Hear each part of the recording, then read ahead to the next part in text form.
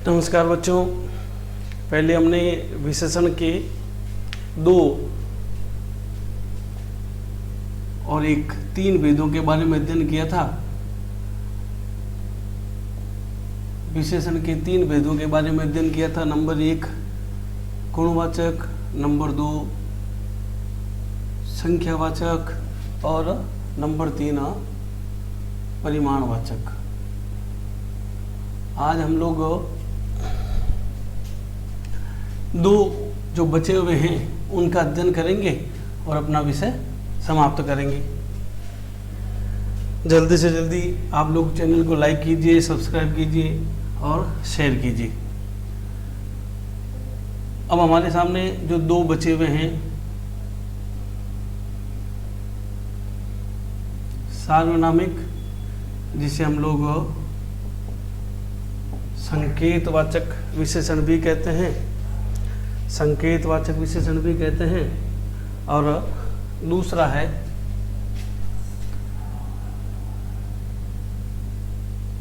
व्यक्तिवाचक। अब आप लोग सोचेंगे व्यक्तिवाचक का नाम तो संज्ञा के अंतर्गत आता है,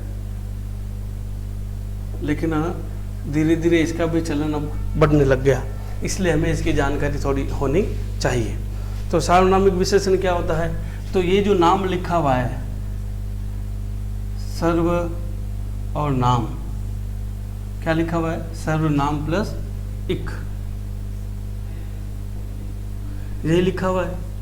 यानी ऐसे सर्वनाम, ये चीज बहुत महत्वपूर्ण है, ऐसे सर्वनाम जो संज्ञा शब्द के पहले आता है। कैसे? वह, ये समझना बहुत जरूरी है। लड़का जयपुर में पढ़ता है। अगर हम इस प्रकार की बात करते हैं तो सार्वनामिक का मतलब ही क्या हो गया कि जो विशेषण सर्वनाम से बनते हैं। किससे बनते हैं? सर्वनाम शब्दों से बनते हैं। अर्थात जो शब्द सर्वनाम होते हैं लेकिन कभी कभी उनका इस्तेमाल, कभी कभी उनका प्रयोग किसके लिए आता है? विशेषण के रूप में आता है। क्यों आता है? अभी मैंने अंडरलाइन किया था। लड़का शब्द है, इस लड़के शब्द के पहले वह शब्द आया। अब अधिकांश लोग क्या सोचते हैं कि ये वह शब्द जो है वह तो सर्वनाम है, लेकिन ऐसा नहीं है। ऐसा नहीं है। इस वाक्य के अंतर्गत ऐसा नहीं है। क्यों नहीं है?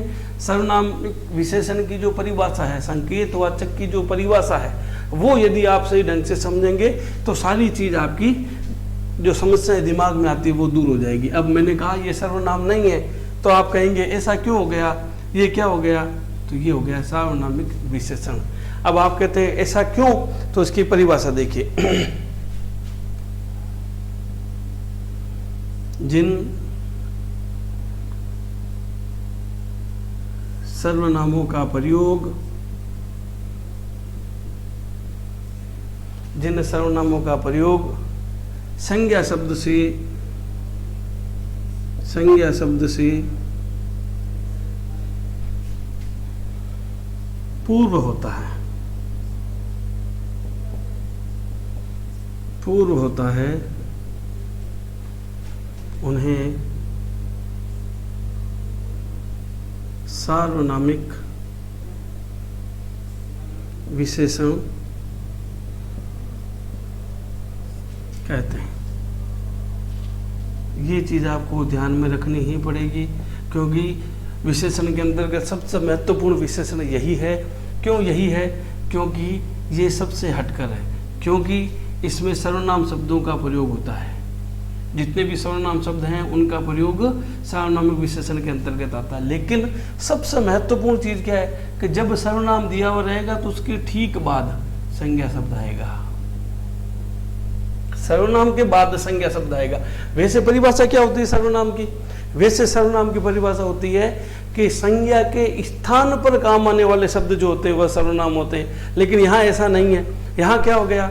यहाँ ये कहता है कि यह जो सर्वनाम शब्द आया है यह संज्ञा शब्द से पहले आया है, यानी ये किसी के स्थान पर काम नहीं आ रहा है। आप इसे देखेंगे तो यह सर्वनाम शब्द संज्ञा की जगह काम नहीं आया।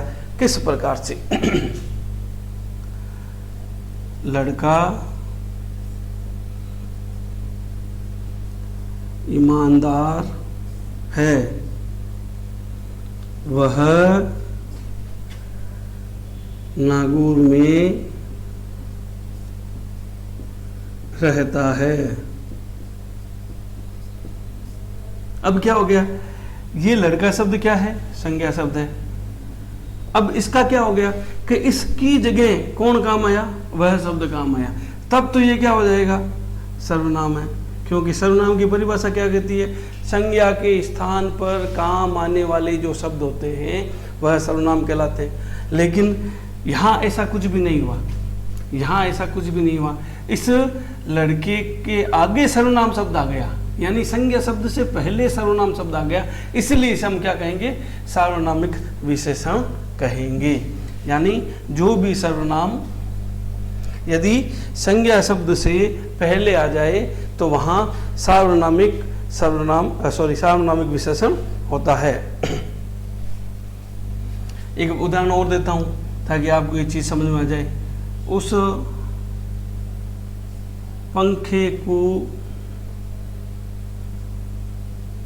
यहाँ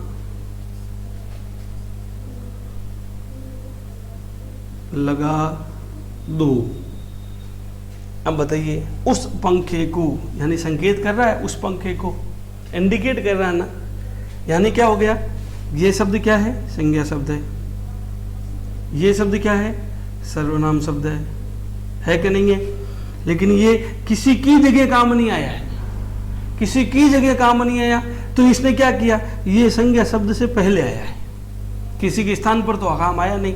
तब यह सर्वनाम न रहकर ये क्या बन जाता है? सार्वनामिक विशेषण बन जाता है। क्या बन जाता है? सार्वनामिक विशेषण बन जाता है। आप इसका स्क्रीनशॉट लीजिए, इसको कॉपी में लिखिए। और अब हम एक अंतिम विशेषण है उसकी बात करते हैं, व्यक्तिवाचक। अगर हम कंपैरेटिव अध्ययन करते हैं, तुलनात्मक अध्ययन करते हैं, तो कोई चीज़ हमें बड़ी आसानी से समझ में आती है। और यदि हम लोग तुलना नहीं करते हैं तो समझ में नहीं आता। अब मैंने पहले भी दो संख्या और परिणाम को बताया था, तो दोनों को साथ में लिखकर बताया था। सार्वनामिक इनकी तुलना नहीं हो सकती, लेकिन फिर भी हम दो के जोड़े बनाकर पढ़ते हैं तो चीज़ हमारे लिए आसान हो जाती है, सरल हो जाती है। अभी व्यक्तिवाचक विशेषण की बात करते हैं। वैसे तो क्या है, ये कहता है कि ऐसे शब्द जो कौन से शब्द हैं? संज्ञा शब्द है, ठीक है ना। तो इसकी परिभाषा और परिभाषा से फिर हम चलते हैं आगे।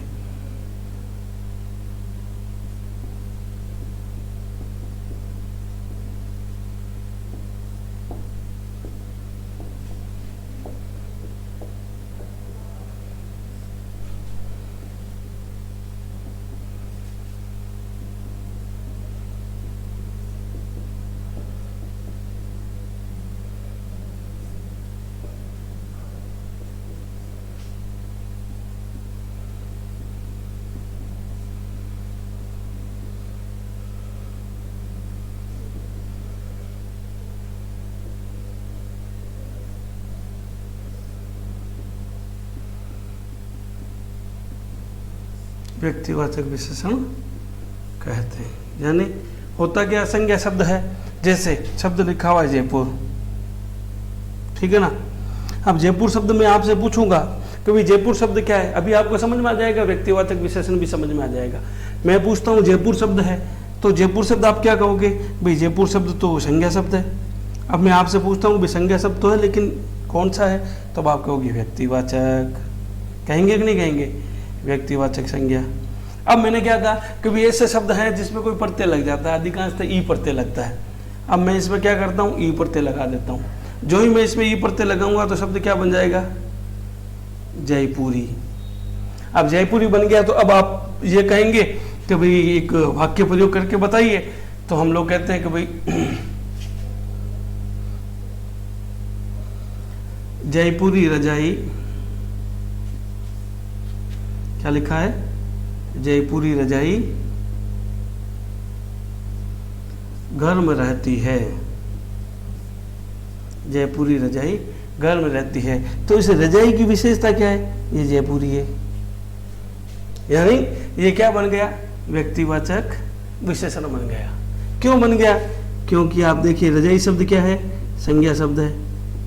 अब इस जयपुर शब्द के पीछे ई लगा दिया, ई लगाते ही क्या हो गया, ये विशेषण बन गया।